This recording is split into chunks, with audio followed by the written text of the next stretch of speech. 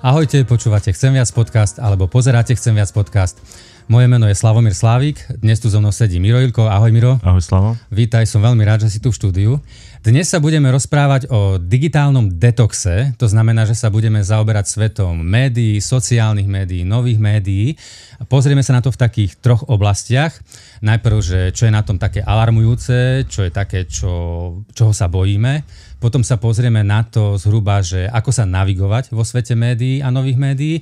A tá tretia oblasť bude taká osobná. Miro, teba sa spýtam, aj sebe sa spýtam, že čo robíme my osobne preto, aby sme chránili seba aj svojich blízkych v tomto svete médií a v tom celom, čo sa okolo nás deje.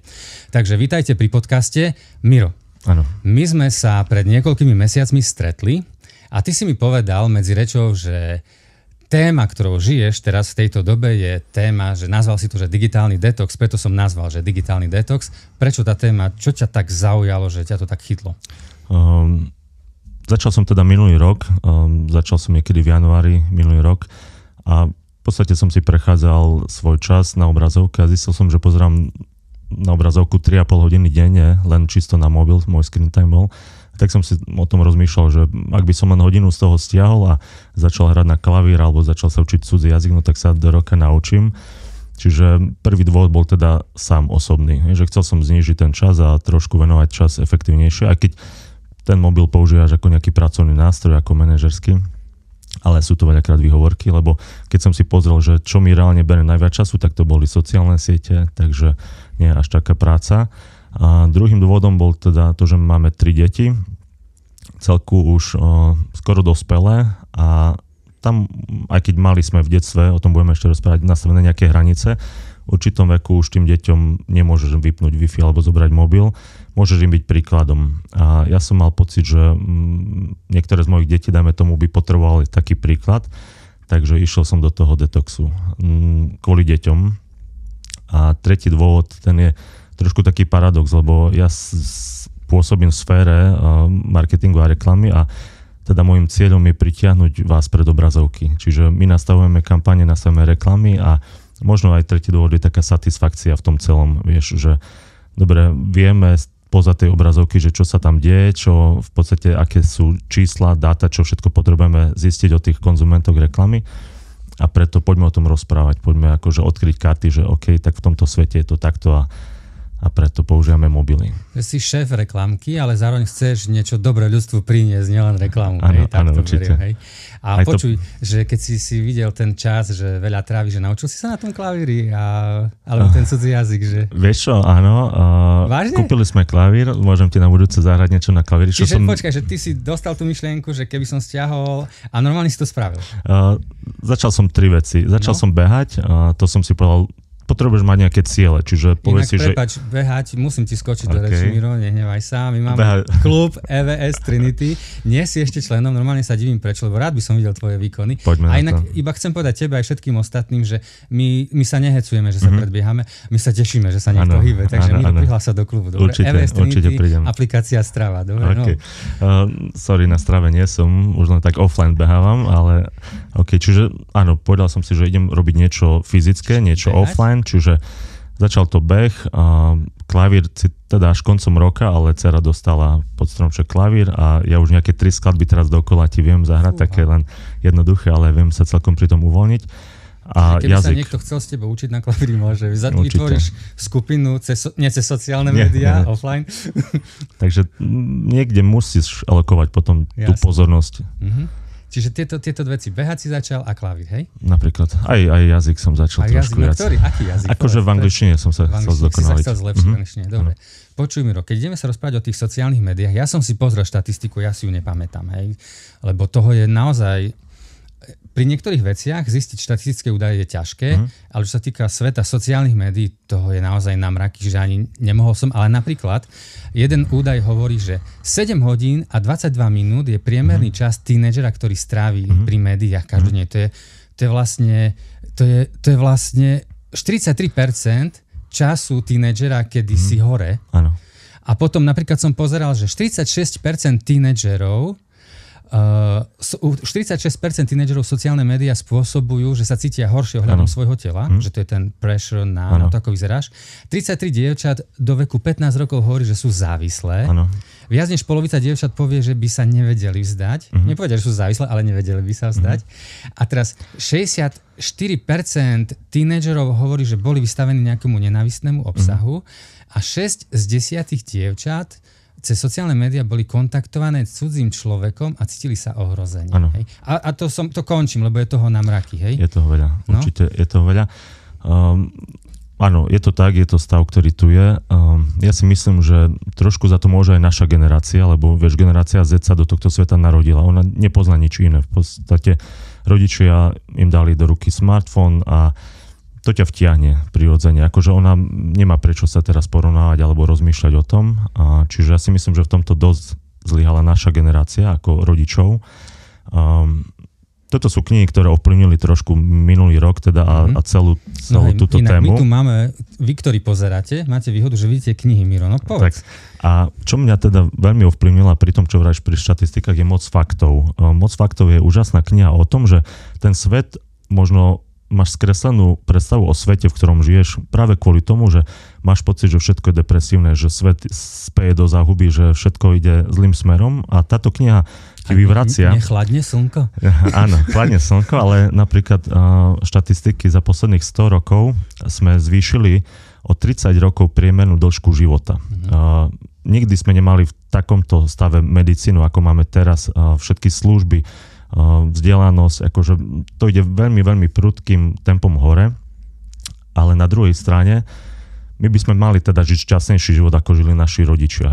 Zarábame viacej, môžeme cestovať, máme slobodu, proste ekonomika nám rastie, ale nežijeme šťastnejší život a zrejme ani naše... Tak, a nie sme šťastnejší? To chceš povedať? Nie sme šťastnejší. Štatistiky hovoria práve, že za posledných tých 100 rokov o nejakých 30% nám kleslo všeobecné šťastie so životom. Lebo vieš, ja vidím často na internete, že ľudia nášho veku chcú žiť dlhšie, akoby hackli systém, aby žili dlhšie, ale keď je to mizerný život, aký to má význam? Jasné. Veľmi rapidne nám narastajú úzkosti, depresie a samovraždy. Takisto samovraždy za posledných 100 rokov nejakých 30% zrástli. Ale je tam súvis sociálnych médií, nie? Je to určite súvis. Akože nevrajme, že za všetkým teraz hľadaj mobil. Mobil ako taký nie je zlý je náš vzťah k nemu, alebo to, čo si vypestujeme a tie závislosti všetky. A tak som začal cez túto optiku pozerať na túto tému, že prečo, keď by sme mohli žiť šťastnejší život, no tak si ho robíme nejakým horším. A napríklad už len základná vec, keď si pozrieš Maslowovú pyramídu potrieb a tie na tie najnižšie tie fyziologické potreby, ako sú stráva, spánok, ako vyzerá dnes pohyb mladých detí. Kedy sa hýbu, kedy robia niečo fyzické, väčšinou teda len keď scrollujú s prstom, čiže pohybujú s prstami. Najväčšie svaly budeme mať najväčšie svaly, alebo... Človek budúcnosti taký, že... Tak ako vyzerá na spánok. Hej? Tým, že pozeráme tesne pred zaspatím, alebo ešte aj v noci niekedy na ten mobil, znižujeme si produkciu melatonínu. Čiže máme horší spánok, na druhý deň sme depresívnejší. Prepáč, že ti skáčem, ale že znižujeme si, teraz keď si povedal to, že znižujeme si produkciu melatonínu a ja som čítal, že v západnej Európe najpoužívanejší liek je melatonín. Áno, je to tak. Že proste, hej, si na mobile, nemôžeš spať, dáš si melatonín. Super. A sa predávkuješ. Ale sme dobrí, nie? Jasné. Vymyslíme si na to riešenie. Tak som aj na sociálnych médiách, aj spím. Tak, čiže určite tieto štatistiky sú strašné. Začínajú už v mladom veku. 49% detí do 2 rokov už používa nejaký tablet. Čiže my 49% detí do 2 rokov. Čiže rodičia im dajú ako nejakú pestunku do ruky tablet, lebo potrebujú si vyriešiť nejaké iné veci. Takže začať v prvom rade tam u rodičov. Miro, keď som spomínal tú štatistiku, ja som ešte pozeral, že čo všetko spôsobujú sociálne médiá. Hej? A ja nie je to zasa dostatočný zoznam, lebo už mi stačilo, keď som zo pár vecí zistil. A ja sa ťa spýtam, že čo z toho v tebe možno také najalarmujúcejšie, hej, dajme tomu, že čiže sociálne médiá alebo nové médiá a my, hej, kyberšikana, úzkosť, strach, verejné poníženie, nevhodný obsah, porovnávanie sa, túžba vytvoriť senzáciu, preto si schopný čokoľvek natočiť, ukázať sa, len aby to bola senzácia. Závislosť, nedostatok spánku si spomínal, obliekanie sa so sexuálnym podtextom, hej, dievčatá, proste prílišné zdieľanie osobných vecí, nedostatok sebahodnoty, kto vlastne som, nedostatok koncentrácie, fokus, nervozita, zvýšená depresia, končím, problém s nadváhou. Čo z toho také tebe kričí, že máš rodinu, ty si, ľudí vidíš, čo z toho tak kričí, že fú, toto zastavme? Vieš čo, čo je pre mňa tiež také dosť alarmujúce a možno práve z toho môjho profi pohľadu sa na to pozerám, že vedieme taký nerovnomerný boj, vieš, že nie je to o tom, že tak my si povieme teraz, že ideme s tým seknúť a že to dokážeme, lebo jednak ako sú to závislosti, tak ako si povedal. Sú to maličké kroky, ktoré pestujeme 10-12 rokov, odkedy máme tie smartfóny vo vrecku a nosíme si nejaké hracie automaty vo vrecku, lebo fyzicky je to a spúšťa to veľmi podobné procesy v tvojom mozgu vyplávaním dopamínu ako nejaký hrací automat. A keď to robíš postupne pomaličkými krokmi, tak áno, vieš navodiť si tú závislosť. Ale ten nerovnomerný boj je v tom, že kto je na druhej strane. Na jednej strane si ty, ale na druhej strane sú to obrovské giganty a korporáty. Vezmi si, že predstav si, že bojuješ boj a na druhej strane máš nejaký tím svetových IT špecialistov s neurologmi a s marketermi, ktorí sa snažia vygenerovať nejaký systém, ktorým ťa chytia a vedia, že potrebujú ti trošku púšťať toho dopamínu na to, aby si ten mobil ešte chcel viac a viac. Vieš, potrebujú ti dať nejaké novinky, aktualizácie a to všetko. Čiže to, že vznikol systém Like ako na Facebooku, to nebola náhoda. Bolo to v roku 2009 a za tým bol tým špecialistov, ktorí hľadali vyslovene, že čo taký by nám mohlo dvihnúť dopamín alebo ako pritiahnuť tých ľudí. Čiže keď máš tento pohľad a my ako marketeri snažíme sa vytvoriť personu, aby sme cielili tú reklamu lepšie. Čiže my hľadáme podľa dáta štatistik, ktoré áno, máme k dispozícii, že kto si ty ako Slavo a čo mám ja urobiť, akú reklamu mám tebe ponúknuť na základe toho, čo ty robíš na internete a na sieťach, aby si to teda zakúpil. Čiže, aby som posilňoval svoj si, áno. Hej, ale ako kopec myšlienok mi napadá, Miro, z toho, čo hovoríš. Jedna myšlienka je napríklad, že bojujeme akoby nerovný boj. Určite. Veľmi dobrú také, myslím si, že trefné prirovnanie je, že ten svet médií a sociálnych médií je ako veľký vír, že sme ako v takom veľkom víre, proste ten nás ťahá dolu a ako keby, že takmer ako keby nemožné udržať sa na povrchu ale je to, že zo pár ľuďom sa možno podarí ako keby navigovať sa v tom, že akože my sa nevyhneme tomu víru, on tu je, ale že ak nájdeš cestu zachrániť sa, tak môžeš v tej ceste navigovať aj ostatných. A sa mi to zdá ako také trefné, že to je nerovný boj. A vieš, v roku 2020 bol natočený ten film Social Dilemma, vtedy o tom každý rozprával. A ja som si teraz uvedomil, keď som sa na ten podcast trochu pripravoval a rozmýšľal nad tým, že určite každý bol taký, že taký šoknutý z toho filmu, minimálne keď predtým rozmýšľal že wow, toto to je, nie? Ale som si uvedomil, že ale zmenilo sa niečo, vieš, že každý bol v roku 2020 šoknutý, ale že zmenilo sa niečo, že akože že klesol čas pri obrazovkách, neklesol. Kleslo používanie sociálnych médií, nekleslo. Všetci sme z toho takí, že wow, ale nič sa nezmenilo. A som si uvedomil, že vieš, že hlúpy človek niečo vidí a robí tak isté, ako robil predtým. A múdry, keď niečo vidí a ho to šokne, tak niečo zmení. Hej? A mne sa zdá, že spoločnosť mi vychádza z toho, je múdra alebo hlúpa, vieš, akože ďalej nehovorím. Tak. Ako určite hlúpneme, to môžeme povedať úplne ako fakt. Akože normálne, že máš na to data? Určite. Neviem, či si počul Flynnov efekt, ale... Povedz. Ale nebudem totálne frustrovaný po tom podcaste. Nie, akože celkovo... A ešte raz, jaký efekt? Flynnov efekt. To je v podstate teória to, že IQ stále z roka na rok stúpa ľudstvu a až sa to zastavilo v určitom momente a od toho to začalo klesať. Ako nevrajím, že za tým sú len sociálne siete, médiá, ale my už klesáme, ale naša si myslíme ešte v tej generácii, kedy to stúpalo. Čiže že nám to ešte stúpa a našim deťom to klesá, že my zostaneme tí frajeri. Akože. Alebo celkovo, akože mozog ako taký...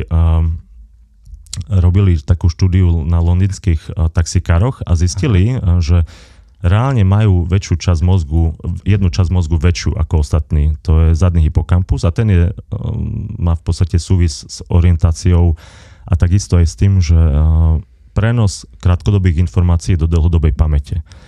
To je zadný hypokampus. A u ľudí sa to trošičku zmenšuje, akože práve tým, že my nepotrebujeme si nič pamätať, lebo máme na všetko mobily. Jasne. Čiže ty nepotrebuješ akože držať to v hlave, lebo si to veľmi rýchlo vyhľadáš a aktuálne... A to je taká obľúbená výhovorka, že ja si nepotrebujem pamätať, lebo viem, kde to mám nájsť. Vieš, kde to My aj nájdeš. takého kolegu jedného máme. Okay.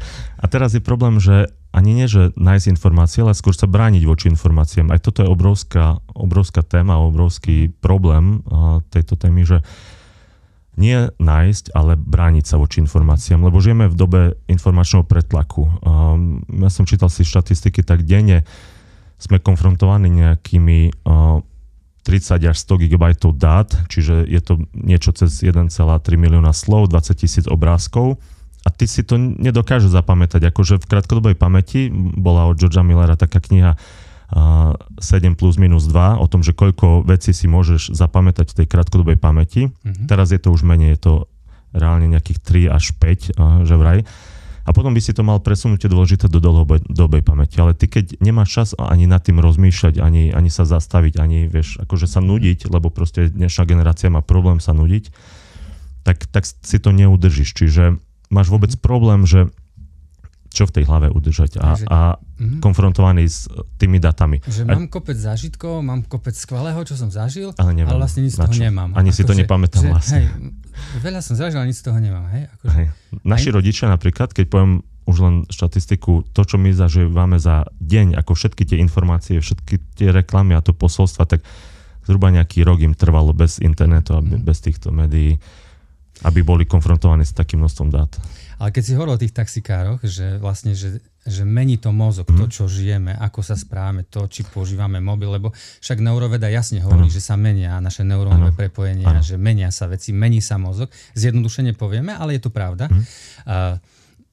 Ja som išiel minulé vlakom, sa mi stalo a vieš, nastúpiš do vlaku, do vagóna a vieš, tie také štvorky, že tam sedíš a bolo tam kopec ľudí a jasne, každý dole hlava, nie? Že aj naše telo sa mení tak, podľa toho, nie? Že je homo sapiens, vieš, tak človek spriamený a potom sme takí.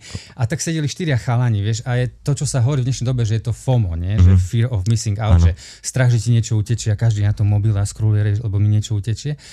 A tak som takú chvíľu som mal takú, že som chcel ako prísť medzi tých chalanov 4 a som mi tak zatriasť, že chlapci, vieš, že pozeráš do toho telefónu, lebo hľadaš v ňom dopamín, hľadaš v ňom nadšenie, hľadaš v ňom nejaký úsmev, hľadaš v ňom priateľstvo a že tak s nimi chcel natriasť, halo, veď ten úsmev, ten dopamín sedí vedľa teba, to priateľstvo, že to je oproti, vieš, že sa bojíš, že ti utečie život a vlastne on ti uteká. Hej, že ty sa bojíš, že ti utečie a on ti uteká. No a som si uvedomil, že no a potom, že tak srandovne to vyzerá, každý tak sedí vo vlaku a teraz je novinka Apple Vision Pro. Videl si to? Áno, videl.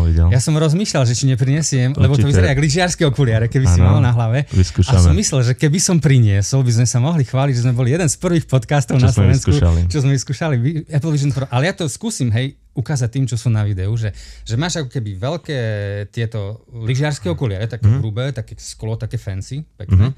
Máš tu nejaký kábel, máš baterku a teraz vlastne ty vidíš život, pred sebou vidím teba, ale napríklad tu mám otvorené okno, tu mám a teraz môžem písať ako keby na klávesnicu, rozprávam sa s tebou, ale píšem, alebo si scrollovať niečo a tak. A že ten človek, že vlastne keď sa budeme stretávať, to už nebudeme, teraz sa stretávame takto, nie? Ale už takto, doma budeme. Ale už budeme takto, že? Tak.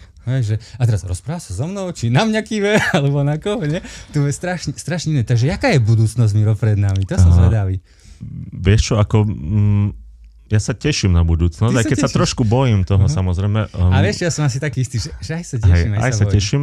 Mňa aj umelá inteligencia a tieto témy veľmi zaujímajú, ale hlavne tak teda... Tak si dáme podcast do umelej inteligencie. Dáme si určite, ale hlavne správame si fyzickú tú budúcnosť. Aj napríklad, fyzickú? Napríklad, keď rozprávame o budúcnosti. Toto je budúcnosť? Tak napríklad, to je Apple Vision Pro? Nie, toto je jedlo budúcnosti. Ja sa celkom zaujímam aj o takéto, ako je entomofagia, a to je jedlo budúcnosti. Daj si to na ruku. Nie, dám si. Čo tam je napísané? Počkaj, čo tam je napísané? Neboj sa. Nie, tam je dačo napísané. Červíčky, červíčky, cesnak a bylinky. Akože počkaj, že ty mi chceš povedať, že budem mať Apple Vision Pro, technológie, hej, AI, a budem jesť červíkov, hej? Určite, toto je budúcnosť. Jasné, neprodukuje to žiadne CO2, vieš, nemáš to. Počúvaš, však toto je podcast škodlivé. do sociálnych médiách, akože vážne? A ty to dokážeš zjesť? Nie, ja nemôžem, ja to všetkým dávam. Nie, ja mám dietu teraz. Ja nemôžem, vieš, máme EVS Trinity športový klub a to ti dodá, to sú čisté bielkoviny. Mňa kontrolujú chalani, že čo jem a nie, Miro, nie. A ty to zješ? Jasné. Nie, nerob to, lebo stratíme pozeračov a poslucháčov. Ale nie, vážne, normálne to... Jasné, aj deti moje, určite. To sme začínali tak, vieš, že som raz kosil záhradu a mal som takých veľkých slimákov a si nám tak nebudeme jesť čistých slimákov, dáme si k tomu aj červíkov, vieš. Tak som potom to nakúpil. Ozaj, o chvíľočku to máme u nás, uvidíš na Slovensku reštaurácie, ktoré toto predávajú. Ja viem, predávajú. že je taký chlieb, kde sú mleté, že je taká múka. Toto sú úplne, ešte keď sú živé. Buďte rádi vy, čo počúvate, že iba počúvate, že ste nevideli teraz Míra, ako zjedol. Počuj, Miro, dobre, ďakujem vám pekne za to, že vieš čo, nečakal som, že takáto budúcnosť nás čaká. Myslel som, že fakt, že niečo iné, ale možno si to tak zreálnil, nie? Že si myslíme, že len technológie, ale vlastne budúcnosť je aj asi o takých veciach, nie? Že zdravie. Určite. A ja neviem, že nebude jedlo, alebo čo. No dobre. Počuj, chcel som sa dostať k tomu ešte v závere, že čo ty robíš, aby si sa chránil, čo ja robím, ale nedá mi možno, teraz keď nahrávame tento podcast, je to možno 12-15 dní, čo sa stalo opäť, že tí šéfovia sociálnych médií sú v Amerike pred Senátom a sú ako taký hearing, také vypočúvanie, taký tlak na nich. Neviem, videl si niečo z toho? A teraz Zuckerberg tam bol, potom šéf TikToku, neviem meno, potom whatever. Ale bolo to dosť také, že som si nevedel, som teraz pozerám film, alebo to sa naozaj deje, lebo to bolo také prudké, naozaj vyleteli na nich, tí senátori, tlačili na nich. Zuckerberg sa musel v jednej chvíli postaviť, ospravedlniť sa ľuďom za ním, ktorí stáli, lebo to boli akože ľudia, rodičia alebo príbuzní obeti, ktorých deti boli negatívne ovplyvnení obsahom na Instagrame, takže spáchali samovraždu. Že bolo také silné, ten Zuckerberg sa musel otočiť a keby ospravedlniť tým ľuďom. A ja som to pozeral a také to bolo pre mňa, že že vieš, som spomenul ten film Social Dilemma 2020, že vlastne sa to deje teraz a ešte oveľa viac. Bol tam obvinený Instagram, že vôbec nezabraňoval šíreniu detskej pornografie, napríklad, čo mi prišlo až hnusné. Že vlastne keď niekto hľadal detskú pornografiu, neprišlo, že vôbec nič, ale že mu prišlo iba také okienko, mu vyskočilo, že či naozaj chce ten obsah pozerať ďalej, že nie je vhodný, ale keď chce pozerať ďalej, klikne a môže, že taká nedostatočná ochrana detí. A potom som si trošku čítal komentáre pod tým a niektorí ľudia reagovali a neviem, sa bojím, že mali pravdu. Že Zuckerberg sa ospravedlnil, akože, hej, alebo tí ľudia, ale že vlastne že nič sa nezmení. Hej. A že je to také heslo, že data is the new oil. Ano, že data sú určite, nová ropa. Že vlastne že každý z nás sme ako keby, my sme pre nich ako taká každý malá ropná väža, nie? Z ktorej ťažia našu pozornosť, chcú našu pozornosť tak. A proste čím viac mojej pozornosti získajú tvoje pozornosti, tým viac času predajú, tým viac reklamy. Že mnohí tam skepticky reagovali, že aj keď tak je na nich tlačené, aj keď vlastne, že lietadlo, keď sa na ňom nejaký diel pokazí, tak celú flotilu lietadiel dajú na zem a nepustia ju, kým sa neopraví, tak tie sociálne médiá budú fičať ďalej. Tak ako, trošku si mi nahral, prečo je Facebook zadarmo, vieš, prečo sú tieto všetky platformy zadarmo, ako Zuckerberg nie je filantrop, ak chce, aby ty si spoznal svojich bývalých spolužiakov naspäť, ale kto sú teda tí konzumenti, alebo kto platí Facebook, vieš, a sú to práve firmy, ktoré platia a tam ide o tvoju pozornosť. Čiže tam sa kupuje čas, aby si zobral ten mobil do ruky a reálne, ja len som si tak pozeral tržby spoločnosti Meta, tak tam sú denne 816 miliónov amerických dolárov sú tržby, z toho nejakých 97% sú výnosy z reklám práve. Čiže to je obrovský mašinéria, obrovský balvan a predáva sa váš čas. Áno, predáva sa váš čas. A problém je ten, že áno, sú to súkromné spoločnosti, dobre, Európska únia niečo sa snaží, nejaké usmernenia, ale ja neviem, prečo vôbec všeobecne lekári akože neriešia tento problém. Hej, keď ideš so svojím dieťaťom, tak sa pýta na nejaké symptómy fyzické, že máš toto, ale prečo sa nespýta tvoj lekár, tvojho dieťaťa, že a koľko traví času na mobile, vieš, akože nedovolíme dieťaťu vojsť do potravín a kúpiť si vodku. Tak trochu. Tak trochu, presne. Nedovolíš svojim deťom piť vodku, vieš, ale dovolíš im byť 7-8 hodín na mobile, akože čo to robí s tvojim mozgom? Hej, Miro, ale Poďme k tej finálnej takej oblasti, lebo pozri. Môže niekto alibisticky hovoriť, že Zuckerberg za to môže, Meta za to môže. Mali by sa prijať nejaké rozumný rámec a nakoniec za to môžeš ty, rodič. Určite. Akože nechcete mi nikto hovoriť, že nakoniec za to môže rodič, nakoniec za to môžeš ty sám, ako používaš.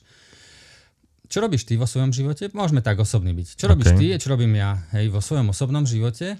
A potom môžeme, čo pri blízkych robíme, že aby si sa chránil. Okay. Ty si vlastne v úvode trošku povedal, ale máš niečo ešte taký update k tomu? OK, spravil som si taký update teda, že som prešiel na Dumbphone.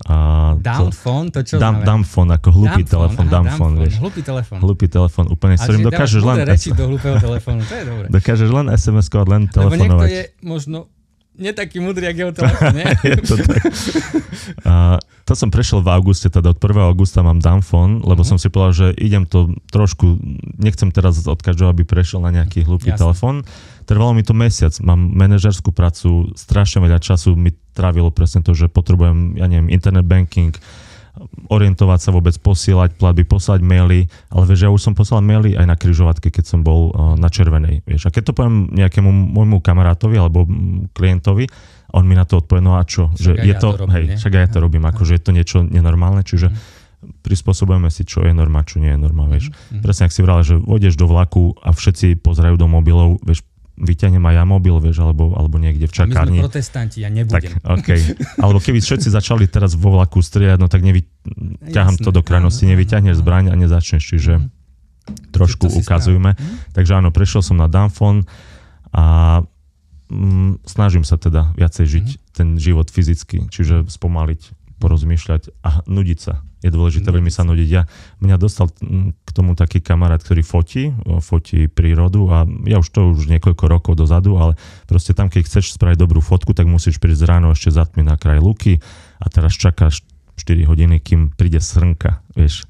Ona príde len jeden z tých 5 prípadov a jeden z 10 aj ju odfotíš, takže peknú, ale potrebuješ tam 4 hodiny čakať. A nesmieš svietiť s mobilom, lebo si ju vyplašiť. Čiže 4 hodiny skús len tak pozerať a čakať. To je závislý, pošleme ho do lesa. Určite, les je krásny. Ja myslím, že to je veľmi dobrý kurz, podľa mňa by mohol byť aj dobre platený. Miro, možno máš nový Ideme, ja už mám, áno.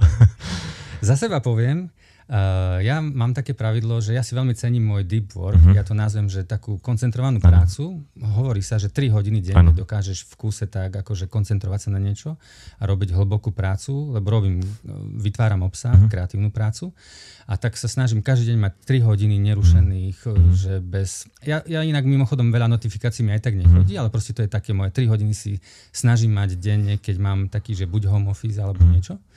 To je jedna vec. Druhá vec, čo mám v mojom živote je, že keby som aj zomrel teraz, tak chcem, že hoci kto by po mne zobral môj mobil alebo počítač alebo tablet, že je čistý, že nenájde nič v ňom, čo by bolo niečo, čo by zahambilo moju rodinu, moju manželku, moje deti, že by sa za mňa museli hanbiť.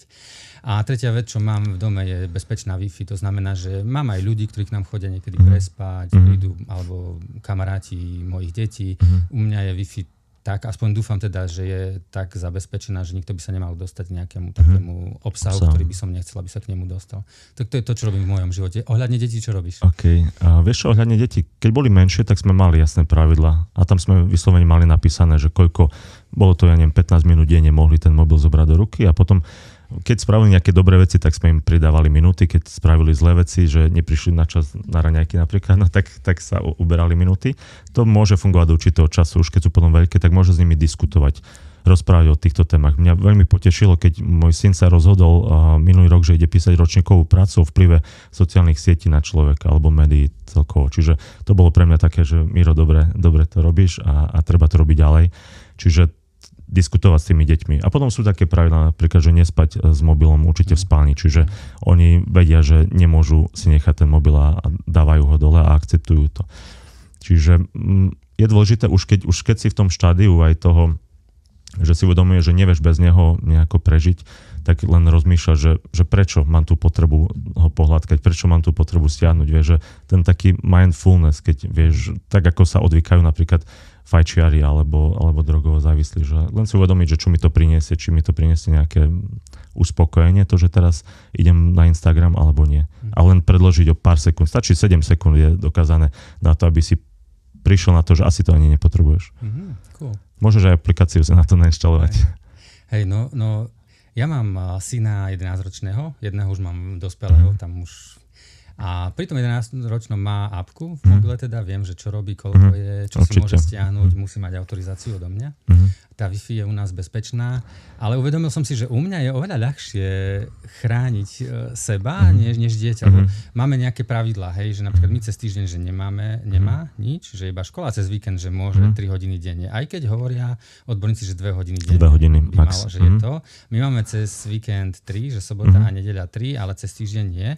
Ale presne, u dieťa ti to také, že furt sa to tak niekde potichučky sa to tam dostáva a potrebuješ mať tie hranice, naozaj byť taký konzistentný v tom. A možno aj by som povedal za seba, že môj Alex napríklad vie, že prečo nie.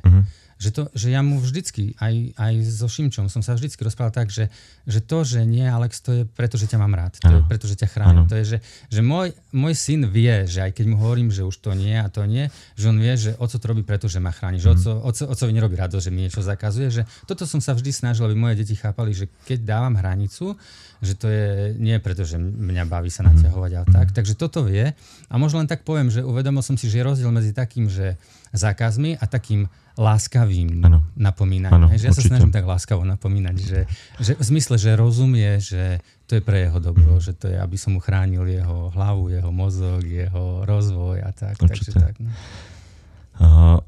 Ja ešte poviem na záver, keď teda už končíme, či ešte nekončíme? Končíme. Okay. Už aj tak naťahujeme, prepáč. Moji kolegovia sú takí veľmi, že ten čas dokážu dodržať a ja potom som im zlým možno nás už vyplí, vieš. Hej, ale poviem, že to Míro, on tak dobre hovorí. Ja len, že dávajme na prvé miesto teda to, čo má hodnotu ozaj v našich životoch a mám rád aj štatistiky a pozerám si také štatistiky, že čo ľudia ľutujú pred smrťou, vieš, alebo aké sú výroky tesne pred smrťou a to sú zaujímavé veci. Na 3. mieste už dlhodobo je taký výrok, že stavil som na zlú kartu, že presne viem, ako by som žil ten život, keby ste mi dali ešte jednu šancu, ale takže nemám na tomto svete už druhú šancu.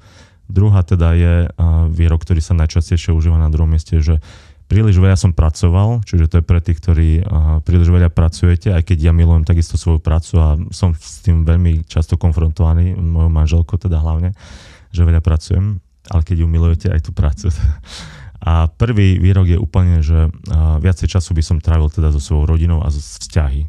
Čiže vieš, keď hodnoty, ktoré vyznávam, reálne si povieme, že sú vzťahy a je to rodina, tak prečo dokážeme mať 5 hodín na mobile?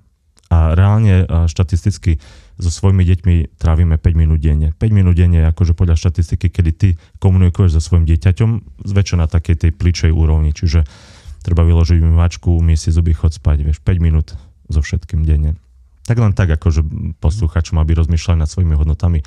Alebo prípadne povedzte si, že koľko času chcem tráviť na mobile denne a potom si pozrite, koľko reálne času trávite na automobile. A či to bude rozdiel. Alebo že koho mám radšej, mobil alebo že... Tak to určite. Miro, ďakujem, že si tu bol, že si prišiel, že si spomalil a našiel si čas. Vďaka za tvoje vhľady. Priatelia, pozerali ste, počúvali ste Chcem viac podcast. Toto bol Miro Ilko. Ja ďakujem. Srdečne vás pozývame na konferenciu EVS 2024. Názov má 70x7, je o odpustení. Pozvanie prijali vzácni hostia od USA, cez Nórsko, cez Izrael, Slovensko, takže veľmi sa tešíme na konferenciu EVS.